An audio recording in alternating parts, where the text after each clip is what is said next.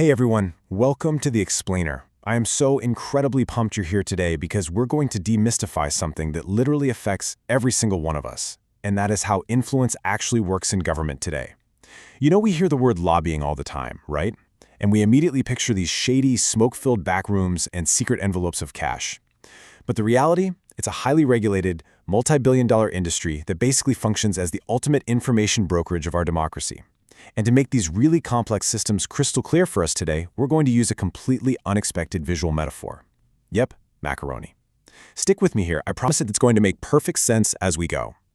But before we get into the heavy machinery of modern influence, let's start with a quick bit of historical trivia. Where did the term lobbyist even come from? So the story goes that our 18th president, Ulysses S. Grant, used to retreat to the lobby of the Willard Hotel in Washington, D.C. The guy just wanted to escape the crushing pressure of the White House, just sit down, have a quiet drink, and enjoy a cigar. But instead of getting any peace and quiet, he'd constantly get cornered by all these eager people waiting in the lobby, desperately trying to seek favors and influence his decisions. And those persistent folks waiting around in the lobby, well, they became known as lobbyists. Kind of hilarious, right? All right, moving right along, Section 1, the right to ask. So, while that Grant story is pretty funny, the actual foundation of lobbying is deadly serious. If you strip away all the billions of dollars and the crazy modern complexity, lobbying is fundamentally a protected First Amendment right. It's the constitutionally guaranteed right to petition the government for a redress of grievances. Basically, it is literally your right to just ask the government for things. Because of this, at their core, lobbyists really just act as translators. They take the deeply complex needs of completely different groups, whether we're talking about a massive tech giant, a labor union, or, an environmental nonprofit, and they translate those needs into the highly technical language of legislation. Which brings us to Section 2, the inside and outside games.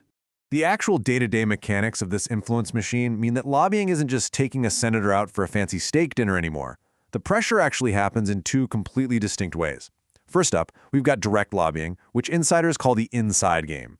This is where lobbyists meet directly with lawmakers or their staffers. And here's the secret. Congressional staffers are often completely overwhelmed and severely under-resourced. So lobbyists step in to provide critical data, hand over detailed white papers, and honestly, even draft the actual language for bills on super complex issues like AI regulation or the tax code. On the flip side, you have grassroots lobbying, or the outside game. Here, instead of talking directly to the politician, the whole strategy is to talk to their voters. You're applying immense pressure from the outside in.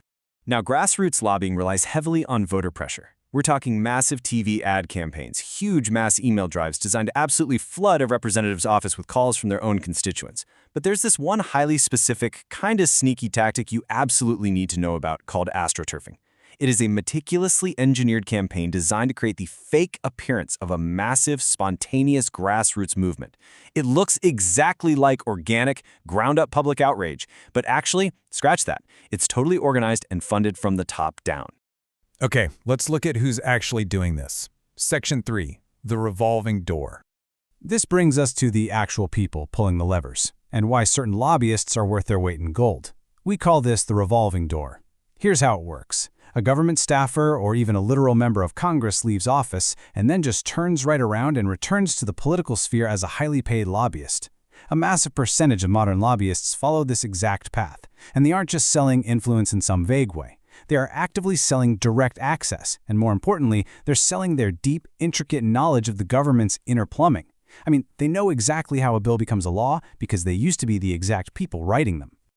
Let's dive into the darker side of things. Section 4, regulatory capture and money. I know, some of you might be feeling a little cynical right about now, so let's just address the elephant in the room, regulatory capture.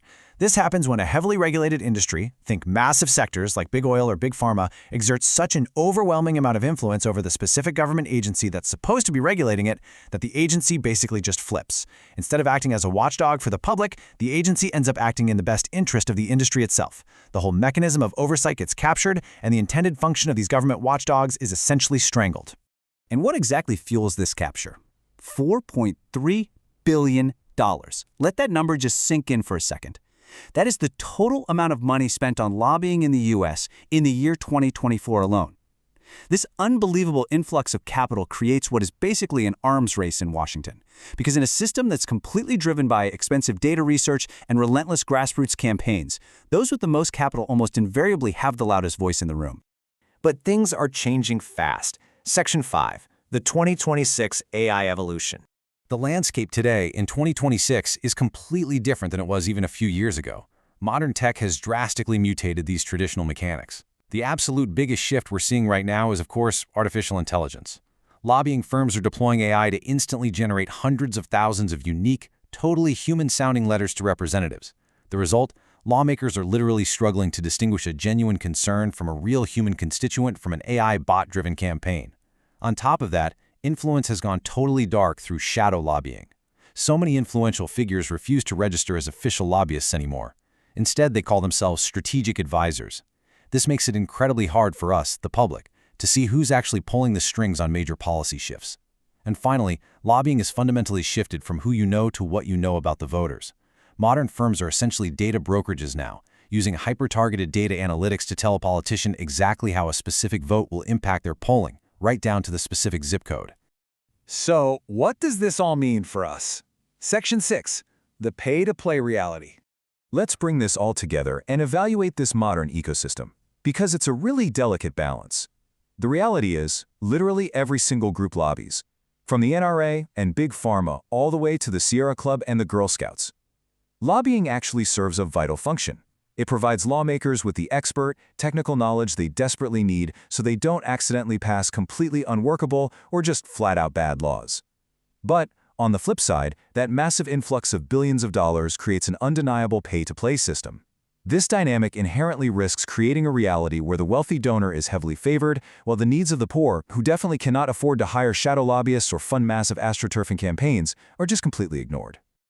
So as we wrap up this explainer, I want to leave you with one critical question to chew on. In a 2026 landscape absolutely dominated by AI pressure campaigns, shadow lobbyists, and hidden data brokerage, who is really speaking for you? It is so crucial to understand these mechanics because modern influence is no longer about those backroom cigars. It's about advanced algorithms and endless capital. Keep questioning the system, keep looking behind the curtain, and thank you so much for joining me to break this all down today. See you on the next explainer.